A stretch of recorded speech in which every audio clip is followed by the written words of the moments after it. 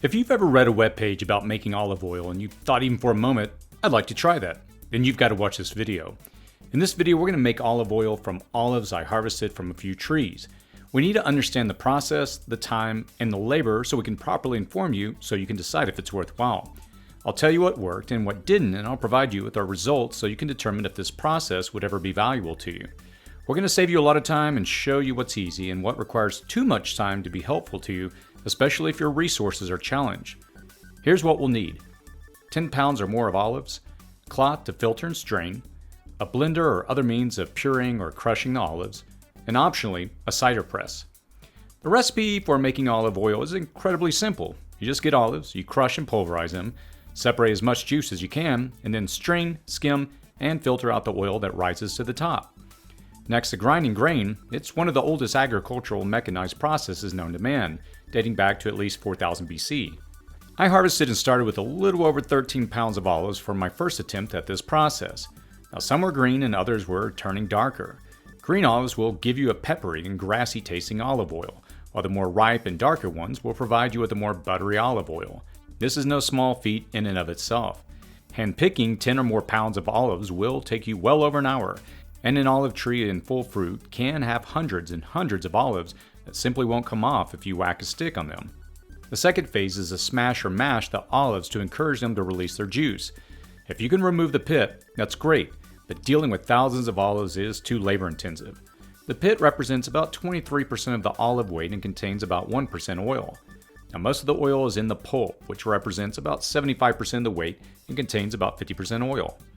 I had read that if you pulse and puree them in a strong enough blender, you can get a paste that will yield more oil. While that may be true for the more mechanized process, the paste made it harder to obtain the oil as it clogged filters and was less likely to separate from the oil. The separation is the third phase of this project. Remember, the flesh is 50% oil. With an initial 13 pounds, I could extract, wring out, cajole, press, and twist out well over 40 ounces of olive liquid. After well over an hour of trying various methods and finally breaking a cotton pillowcase with the torque strain of a wringing method, I called it quits. I tossed a cantaloupe-sized ball of pulp that was still wet and oily to the touch. Here's where it came down to determining how effective the process is and can be. The larger the scale of your operation and the mechanized equipment you use for extraction will determine your efficiency. I show this later in my second attempt using a juicer and cider press. I had managed to obtain over 40 ounces of liquid. Some of the oil you can simply spoon off the top. I also placed it in the freezer and was able to remove the oil from the top that way. I tried a super chilled spoon, coffee filters, and even a thin cotton rag, but I created too much of a paste. It was too fine and clogged on my filters, so simple gravity filtration, it wasn't possible. It was challenging and time-consuming to obtain clean oil from it. I warn you that if you attempt this, leave your mash somewhat chunky and not a paste. Many places I researched suggest a paste, but that's not practical for home extraction. Commercial extraction is much more efficient and can force filter and use centrifugal force to separate the oil from the water and the solids. Our home approach lacked these mechanized advancements. Every 5 pounds of olives pressed for commercial extractors yields 1 pound of olive oil. Now, my yield on my first pass at this was around 4 ounces, hardly enough to justify the time and labor.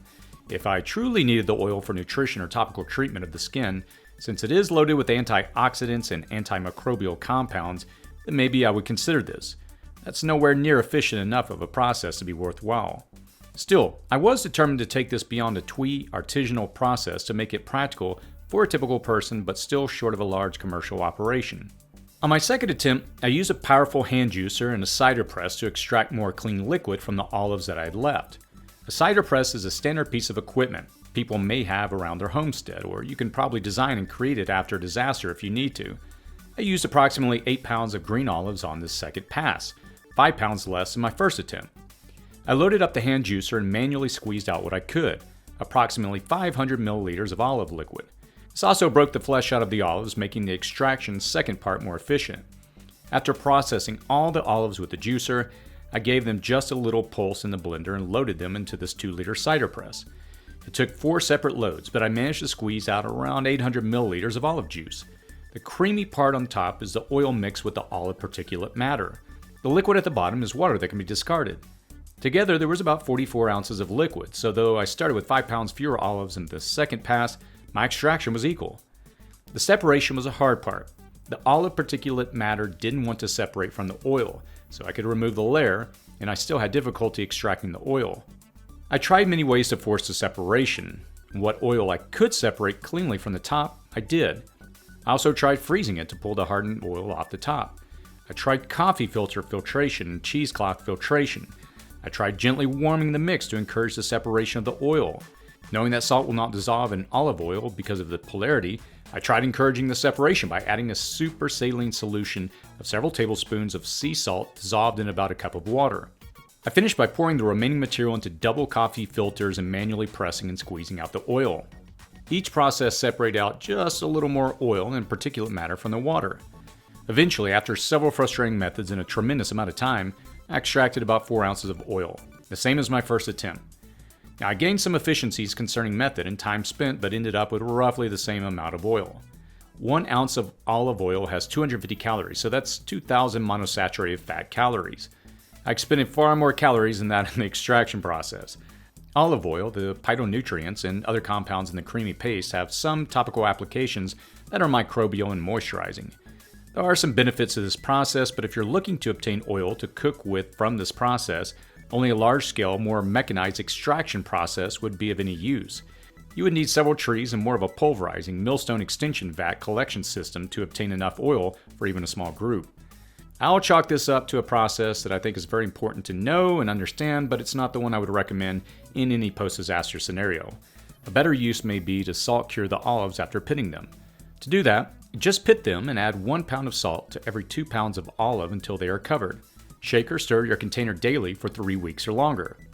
This will remove the bitterness and give you a strong flavored black olive.